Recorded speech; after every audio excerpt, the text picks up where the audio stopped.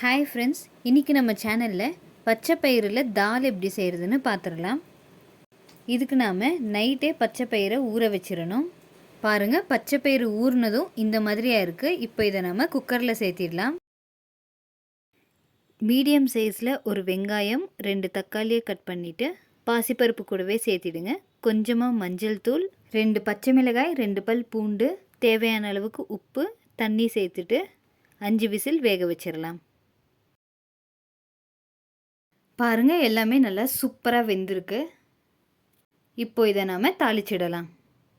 Stove on பண்ணிவிட்டு பாத்திரத்தில் கொஞ்சமாக எண்ணெய் விட்டு 1 ஸ்பூன் கடுகு, கருவேப்பிலை, காஞ்ச மிளகாய், வெங்காயம் எல்லாத்தையும் சேர்த்து நல்லா ஃப்ரை பண்ணிக்கோங்க.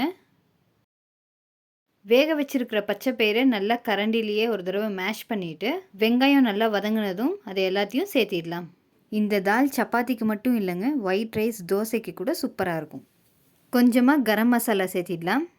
நாம் ஆல்ரெடி பச்சை மிளகாய், காஞ்ச மிளகாய் எல்லாம் சேர்த்திருக்கிறனால மிளகாய்த்தூள் எதுவும் தேவையில்லை. உப்பும் நம்ம ஆல்ரெடி போட்டிருக்கோம். சப்பாத்திக்கு இந்த சைட் டிஷ் ஜஸ்ட் பச்சை பயிரை வேக வச்சிட்டோன்னா இந்த தால் செய்கிறது ஒரு 10 மினிட்ஸ் கூட ஆகாதுங்க.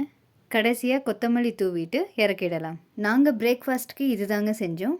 இந்த மாதிரி ஹெல்த்தி அண்ட் ஈஸியான ரெசிபீஸ் டெய்லி பார்க்கணுன்னா நம்ம சேனலை மறக்காமல் சப்ஸ்கிரைப் பண்ணிக்கோங்க.